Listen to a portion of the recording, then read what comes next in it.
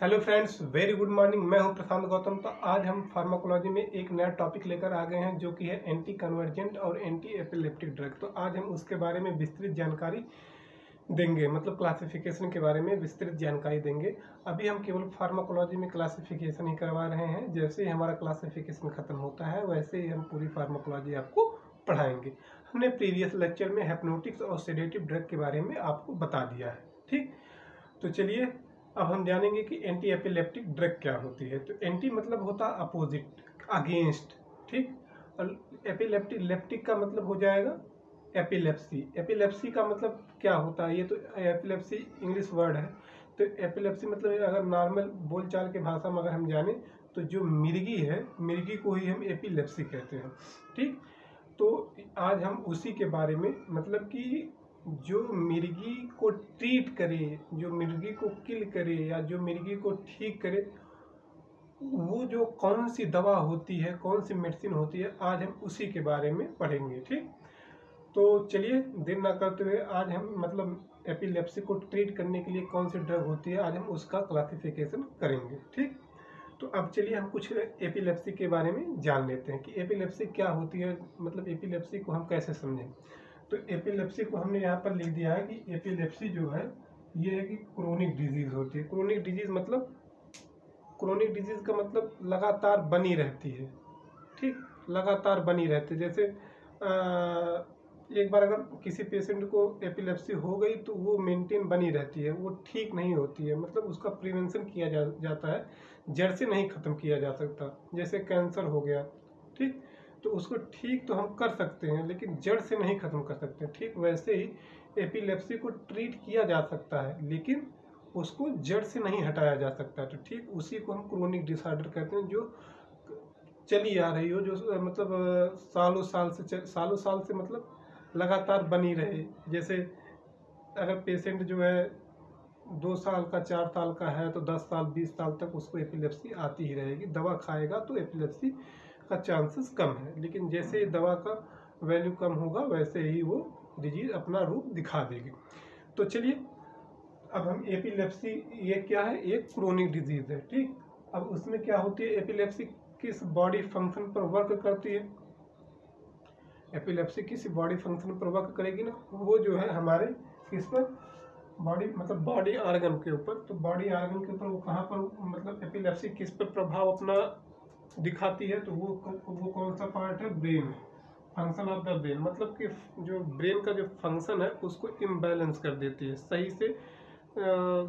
सही से नर्व का सीक्वेंसिंग डैमेज कर देती है। उसका जो सीक्वेंस होता है नर्व का आने जाने का, उसको डिस्टर्ब कर देती है। ठीक, तो वो किस पे अफेक्ट करेगी, ब्रेन पे।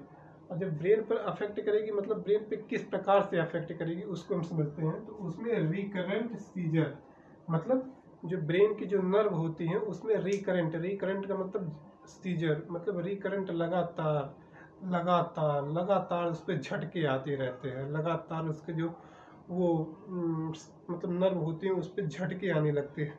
जब झटके आने लगते हैं तो उसी, जब झटके आने लगते हैं तो पूरा जो सिग्नल जाता है आर्गन तक, ब्रेन से आर्गन तक जो सिग्नल जाता है, फिर आर्गन से जो ब्रेन तक जो सिग्नल आता है वो डिस्टर्ब होने लगते हैं। तो जब वो डिस्टर्ब होने लगते हैं, अच्छे से जो है इंफॉर्मेशन का आदान प्रदान नहीं हो पाता, ट्रांसपोर्टेशन नहीं हो पाता, तो क्या होता है कि लॉस ऑफ कॉन्शियसनेस, मतलब पेशेंट जो है उसको वो निश्चेतावस्था में चला जाएगा, वो बेहोश हो जाएगा, उसको किसी भी प्रकार की कोई अवेयरनेस नहीं रहेगी। वह जो है कोई मतलब अवेयरनेस नहीं रहेगी, वो हम निश्चेतावस्था में चला जाएगा। ठीक, उसका सभी सेंसेशन खत्म हो जाएगा। ठीक, तो आज हम एपिलेप्सी के बारे में अच्छे से समझे। एपिलेप्सी क्या एक क्रोनिक डिसऑर्डर है, वो किस पर वर्क करती है, ब्रेन पर वर्क करती है। ब्रेन पर क्या काम करती है, वो वहाँ पर रिकरेंट सीजर जनरेट करती है, जिससे लॉस ऑफ कॉन्शियसनेस हो जाता है। तो आज आप एपिलेप्सी के बारे में अच्छे से पढ़ें। अब हम, एपिलेप्सी कई प्रकार की होती है, इसकी विस्तृत जानकारी है, तो हम विस्तृत जानकारी अगर देंगे तो वीडियो हमारी काफ़ी बड़ी हो जाएगी। अभी हमारे मोबाइल फ़ोन की उतनी कैपेसिटी नहीं है, वो हैंग करने लगती है। तो जो है अब हम क्लासिफिकेशन पढ़ेंगे। ये सब एक लिमिट में, मतलब 15 मिनट की वीडियो ही सफिशियंट होती है, नहीं तो अब बनाने को तो और हम बना सकते थे।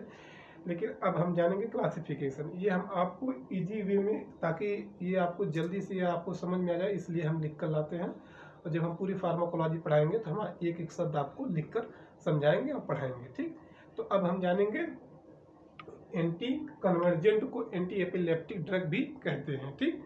तो अब हम सबसे यहाँ पर अगर आप जाएंगे, मतलब सबसे बोलचाल की भाषा में बहुत ही इम्पोर्टेंट ड्रग कौन सी होती है, एक फेंटोइन होती है और एक बेंजोडाइजेपिन कैटेगरी की। ये अगर पेशेंट एपिलेप्टिक का है तो वहाँ पर अगर आप जाएंगे, उसके मतलब उसकी अगर दवा को अगर आप देखेंगे तो इन्हीं सब में से उसको दवा दी जाती है, ठीक। इन्हीं सब कैटेगरी की डेरिवेटिव होती है, ठीक। तो अब हम पढ़ेंगे एक कैटेगरी कौन सी है, हाइड्रोटोइन। कौन सी कैटेगरी हो जाएगी, हाइड्रोटोइन। हाइड्रोटोइन में कौन सी ड्रग आ जाएगी, फेंटोइन, ठीक। फेंटोइन ये इमरजेंसी कंडीशन में भी दी जाती है। इमरजेंसी कंडीशन में जैसे आप किसी इमरजेंसी डिपार्टमेंट में चले जाइए, तो वहाँ पे अगर पेशेंट को कोई हेड इंजरी हुई होती है, ठीक, तो हेड इंजरी होने पर जो है हम इस ड्रग को, फेंटोइन ड्रग को देते हैं। मतलब अगर हेड इंजरी, अगर पेशेंट जो है छत पर से गिरा है, क्योंकि जहाँ पर हम पढ़ रहे थे, जहाँ पर हमारी ड्यूटी लगी थी मेडिकल कॉलेज में आगरा में, तो वहाँ पर इस ड्रग का यूज बहुत ज़्यादा, इसको एप्सुलिन के नाम से भी जानते हैं। तो जो है फेंटोइन जो है वो देने के बाद उसको इसलिए देते हैं कि पेशेंट को कोई सीजर या झटका ना आए। अगर मतलब चोट नहीं, इसका कोई साइड इफेक्ट उतना नहीं होता, ठीक। तो ये आपके लिए बहुत ही इम्पॉर्टेंट है कि हाइड्रोटोइन कैटेगरी की जो ड्रग फेंटोइन होती है वो जो है, मतलब कि हाइड्रोटोइन कैटेगरी की जो ड्रग फेंटोइन है वो बहुत ही इम्पॉर्टेंट है। अब हम एक बारबीच्यूरेट में कौन सी ड्रग आ जाएगी, बारबीच्यूरेट में आ जाएगा फेनोबार्बिटोन, ठीक। बारबीच्यूरेट में फेनोबार्बिटोन और इम्यूनोस्टिबेनस में, जो हमारी जो तीसरी कैटेगरी है वो एमिनोस्टिबेंस में कौन सी ड्रग आ जाएगी, कार्बामेजेपिन। कौन सी ड्रग, कार्बामेजेपिन। अब कार्बोक्सिलिक एसिटिक डेरिवेटिव में कौन सी ड्रग आ जाएगी, वेलप्रोइक एसिड भी इम्पॉर्टेंट ड्रग है। अब सक्सिनामाइड में कौन सी ड्रग आ जाएगी,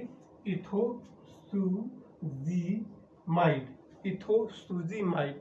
हमारे साथ साथ एक बार आप भी ड्रग को रिवाइज कर लीजिए, ताकि जो है आपको लर्न होती रहे। नहीं तो आपको बैठकर वीडियो लेक्चर ही अगर आप देखेंगे तो केवल आप सुनेंगे, उतने अच्छे से इसका प्रोनाउंसिएशन जब नहीं करेंगे तो ये दवाएं काफ़ी हद तक भूल जाती हैं। तो मेरे साथ साथ एक बार आप भी लर्न कर लिया करिए, ताकि आपको आसानी रहे इसको याद करने में। अब बेंजोडाइजेपिन हमने हिप्नोटिक्स एंड सेडेटिव में भी आपको बता दिया था। तो बेंजोडाइजेपिन, ये जो है बेंजोडाइजेपिन जो कैटेगरी होती है ड्रग, उसमें डायजापाम, लोराजिपाम, क्लोनाजिपाम और क्लोबाजाम होती है, ठीक। डायजापाम, भाई शांत रहो भी, डायजापाम, क्लोराजिपाम, लोराजिपाम और जो है क्लोबाजाम, ये ड्रग होती है, ठीक। अब जो है अरे यार का है, ठीक अभी कर रहा हूँ। जो ये कैटेगरी की ये ड्रग हो गई, ठीक। मम्मी का फोन है, तो सॉरी फ्रेंड्स, कहीं चला गया था। तो अब जो है इसके बारे में आपको जानकारी हो गई होगी। एंटी एपिलेप्टिक ड्रग में मतलब एंटी कन्वर्जेंट ड्रग में जितनी भी क्लासिफिकेशन है उसको हमने पढ़ लिया। एक बार हम अच्छे से इसको क्विक रिवीजन कर लेते हैं। जो है एंटी एपिलेप्टिक को मतलब एपिलेप्सी क्या होती है, एपिलेप्सी एक क्रोनिक डिसऑर्डर होता है जो कि किस पर मतलब जो कि हमारे ब्रेन के फंक्शनिंग को डिस्टर्ब कर देता है, यानी कि रिकरेंट क्या करता है, रिकरेंट सीजर जनरेट करता है, जिससे लॉस ऑफ कॉन्शियसनेस हो जाता है। क्या होता है कि एपिलेप्सी जो है वो जो है क्रोनिक डिसऑर्डर होता है, वो ब्रेन पर वर्क करता है, जो रिकरेंट सीजर जनरेट करता है, जिससे लॉस ऑफ कॉन्शियसनेस हो जाता है। और एंटी एपिलेप्टिक को एंटी कन्वर्जेंट के नाम से भी जानते हैं। इसको जो हमने 4 भागों में बांट दिया है, एक हो जाएगा हाइड्रोटोइन, एक हो जाएगा बार्बिट्यूरेट, एक हो जाएगा इम्यूनोस्टिबेन और एक हो जाएगा कार्बोक्सिलिक कार्बोक्सिलिक एसिड डेरिवेटिव, एक सक्सिनामाइड और एक हो जाएगा बेंजोडाइजेपिन। तो जो है हाइड्रोटोन डेरिवेटिव में हम पढ़ेंगे जो है फेंटोइन, और बार्बिट्यूरेट में हो जाएगा फिनोबार्बिटोन, और आइसोनो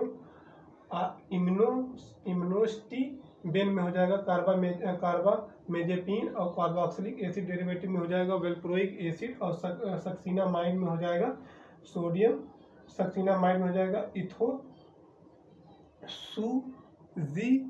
इथोसूजीमाइड, और बेंजोडाइजेपिन में डाइजापाम, लोराजिपाम, क्लोनाजिपाम और क्लोबाजाम। इतनी हो जाएंगी।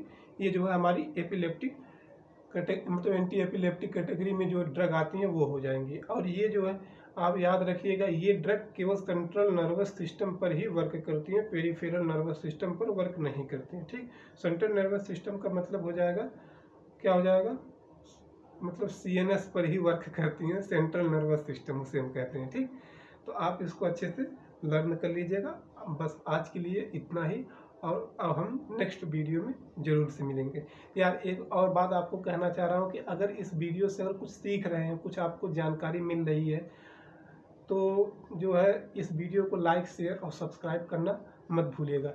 यार इसको बनाने में थोड़ा सा मेहनत क्या, जो भी है मेहनत लगती है, और अगर आप लाइक, शेयर, सब्सक्राइब करेंगे तो हमारा भी जो है एक इच्छाएं बढ़ेंगी अच्छे से जो है, और इसमें हम बेहतर कर पाएंगे। सो आज के लिए बस इतना ही।